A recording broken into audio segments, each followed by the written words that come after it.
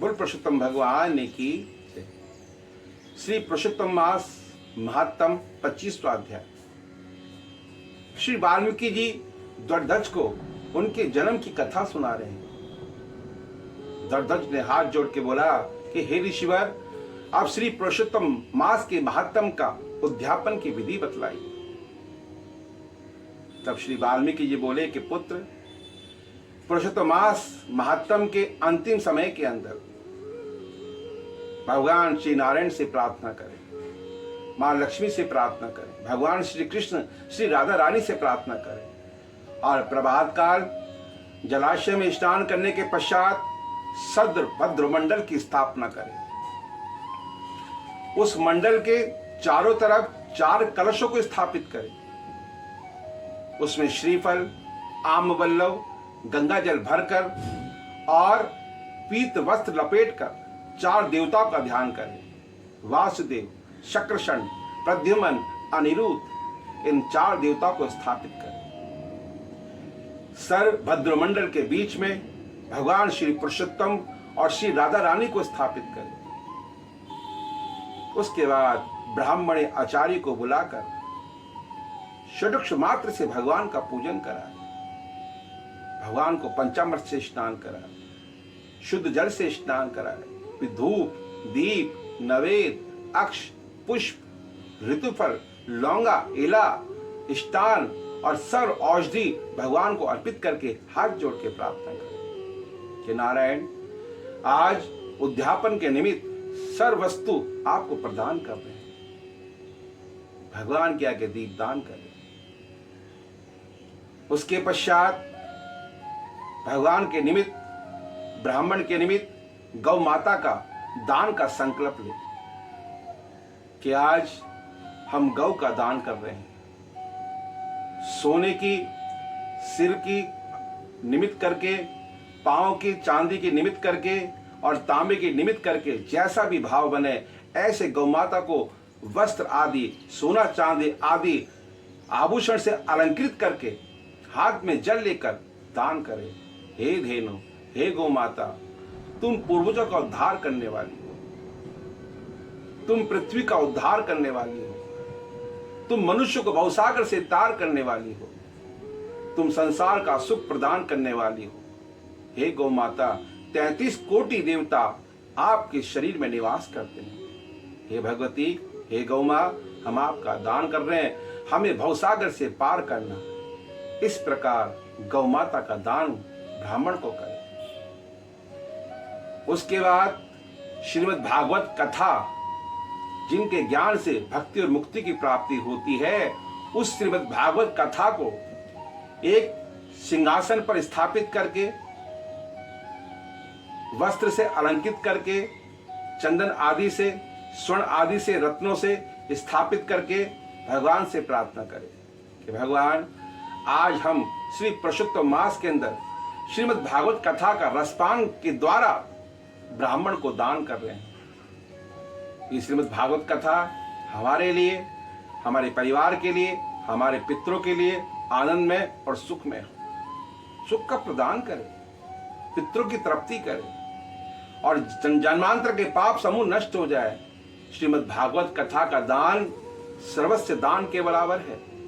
अन्नदान, कन्यादान, जलदान, वस्त्रदान, संसार में जितने भी दान हो या समस्त तीर्थों के दान के बराबर श्रीमद् भागवत कथा का दान का बराबर महासंकल्प जीवन में मनुष्य को लेना चाहिए। उसके बाद एक कांसे के पात्र पे 33 मालपुए स्थापित करने चाहिए। 33 मालपुए किस चीज के बने? खोए, चीनी, गेहूं का आटा, गुड़ और सौंफ, इसको मिश्रित करके कांसे के पात्र पे 33 मालपुए स्थापित करके भगवान श्री मधुसूदन को भोग लगाए, अर्पित करें। पुराणों में व्याख्या है कि जितने मालपुए में छिद्र होते हैं ना, उतने ही दिन तक जीव वैकुंठ में वासा करता है। जितने छिद्र मालपुए मिष्टान में होते हैं, उतना जीव कभी जीवन में नरकों में नहीं जाता। आप सोचिए, किसी मिष्टान में छिद्र नहीं होते, सिर्फ मालपुए में ही छिद्र होते हैं, स्वयं ये बैकुंठ को देने वाला है, जन जन्मांतर के पाप समूह को नष्ट करने वाला है। इसलिए ब्राह्मण को 33 मालपुए का दान देना चाहिए। 30 ब्राह्मण को सहपत्नी सहित देसी घी के मिष्टान भोजन आदि, दूध, दही, घी, पंचपात्र, जो भी हमको सुख सुविधा अपनी श्रद्धा अनुसार लगे, ब्राह्मण को दान करना चाहिए। वस्त्र दान करना चाहिए, जूता दान करना चाहिए, ब्राह्मण को अंगूठी दान करनी चाहिए, ब्राह्मण को ऋतु फल दान करने चाहिए। हाथ जोड़ के प्रार्थना करेंगे, ब्रह्मदेव आज आप हमारे घर पे स्थापित हो। सहपत्नी सहित आज श्री पुरुषोत्तम मास का मैं उद्यापन कर रहा हूं। आपको कौन क्या दे सकता है? स्वयं आप इस मनुष्य धरती पे ब्रह्मरूप के अवतार हो, स्वयं देवता द्वारा पूजे जाते हो, इसलिए आप मेरे द्वारा मिष्टान को ग्रहण करें, अन्न और जल को ग्रहण करें। इस प्रकार 30 मोतीचूर के लड्डू एक पात्र में रख के ब्राह्मण को दान दें। उसके बाद ब्राह्मण को मीठा पान दान दें। उसके बाद ब्राह्मण को बांसुरी प्रदान करें। बांसुरी प्रदान करने से भगवान कृष्ण बड़े प्रसन्न होते हैं। इस प्रकार हाथ जोड़कर ब्राह्मण से प्रार्थना करें कि ब्रह्मदेव, हमारे साथ जो श्रद्धा और भक्ति से जो बन पड़ा, इस पुरुषोत्तम मास के अंदर हम आपको प्रदान कर रहे हैं, आप इसे ग्रहण कीजिए। आदर सहित साष्टांग प्रणाम कीजिए, ब्राह्मण की परिक्रमा कीजिए। उसके पश्चात ब्राह्मण को प्रेम पूर्वक अपने घर की सीमा तक ले जाकर आदर पूर्वक हाथ जोड़ के प्रार्थना कीजिए कि ब्रह्मदेव, इस पुरुषोत्तम मास के अंदर हमसे पूजा द्वारा, क्रिया द्वारा, भक्ति द्वारा कहीं भी त्रुटि हो तो क्षमा कीजिए। ऐसे ब्राह्मण से क्षमा याचना मांगकर उनको विदा कीजिए।